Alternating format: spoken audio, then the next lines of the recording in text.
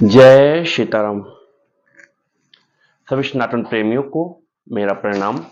तो आइए मित्रों और श्री रामचरितमानस की शुरुआत करते हैं। कोल की रात बेस सब आए, रचे परन तृण सदन सुहाए। बरनी न जाहि मंजू दोई साला, एक ललित रघु एक विशाला। सब देवता कुल भीलों के वेश में आए और उन्होंने दिव्य पत्तों और घासों के सुंदर घर बना लिए। दो ऐसी सुंदर कुटिया बनाई जिसका वर्णन नहीं हो सकता। उनमें एक बड़ी सुंदर छोटी सी थी और दूसरी बड़ी थी। लखन जानकी सहित प्रभु राजत रुचिर निकेत, सोह मदन मुनि बेश जनु रति ऋतु राजो समेत। लक्ष्मण जी और जानकी जी सहित प्रभु श्री रामचंद्र जी सुंदर घास पत्तों के घर में शोभायमान हैं, मानो कामदेव मुनि का वेश धारण करके पत्नी रति और बसंत ऋतु के साथ सुशोभित हों। अमर नाग किन नर दिशि पाला, चित्रकूट आए तेहि काला। राम प्रणाम कीन्ह सब काहू, मुदित देव लहि लोचन लाहू। उस समय देवता नाग किन्नर और दिक्पाल चित्रकूट में आए और श्री रामचंद्र जी ने सब किसी को प्रणाम किया। देवता नेत्रों का लाभ पाकर आनंदित हुए।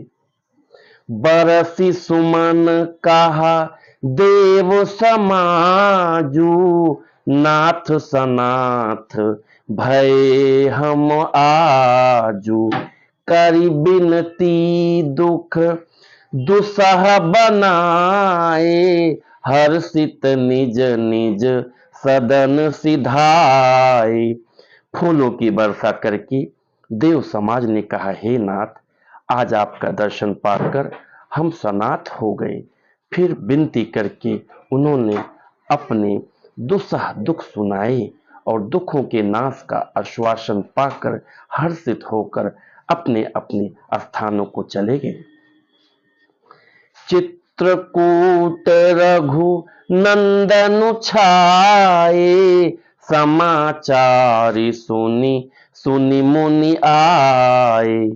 आवति देखी मुदित मुनि वृंदा, कीन्ह दंडवत रघुकुल चंदा।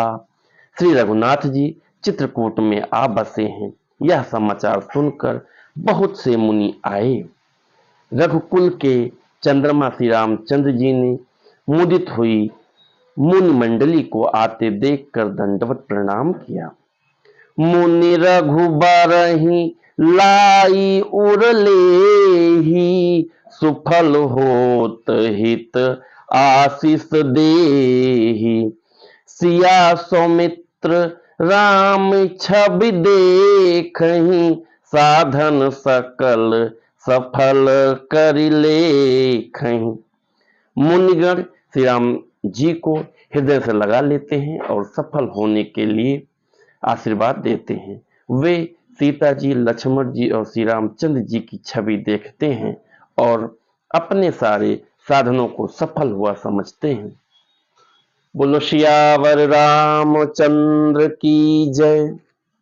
तो मित्रों, जो आज का हमारा श्री रामचरितमानस का पाठन था यहीं पे कंप्लीट हुआ। तो आप लोग भी कोशिश करिए कि कम से कम 5 चौपाई श्री रामचरितमानस की डेली पढ़िए अपने पूरे परिवार के साथ। बच्चों को खास करके प्रेरित करिए कि कम से कम वो 5 चौपाई जरूर पढ़ें। मित्रों, जब हम लोग श्री रामचरितमानस पढ़ते हैं तो हमारा जो माइंड है वो क्लीन और साफ होता है। हम अच्छे विचार हमारे माइंड में आते हैं, गलत विचार कभी नहीं आते। हम अगर बच्चों को अच्छे संस्कार देने की बात करते हैं, हम बोलते हैं ना कि बेटा राम जैसा हो, बहू सीता जैसी हो, बेटी सीता जैसी हो, तो उसके लिए एक ही, आप उनके अंदर कुछ नहीं डालना, श्री रामचरितमानस डालना। अगर वो श्री रामचरितमानस पढ़ेंगे तो खुद ब खुद उनके अंदर संस्कार रहेंगे। क्योंकि जब हम राम जी के बारे में पढ़ते हैं, सीता जी के बारे में पढ़ते हैं, लक्ष्मण जी के बारे में पढ़ते हैं, तो वही चरित्र हमारे अंदर भी आता है। तो मित्रों, कोशिश करिए कि कम से कम 5 चौपाई श्री रामचरितमानस की डेली पढ़िए। आप भी पढ़िए, अपने पूरे परिवार के साथ पढ़िए, पूरे गांव के साथ पढ़िए। मैं तो चाहूँगा कि पूरा देश पढ़े। तो इसी के साथ मैं अपनी वाणी को विराम देता हूँ। आज का श्री रामचरितमानस का पाठन आपको कैसा लगा, आप हमें कमेंट करके जरूर बताइएगा। बोलो सियावर रामचंद्र की जय। जय सीताराम।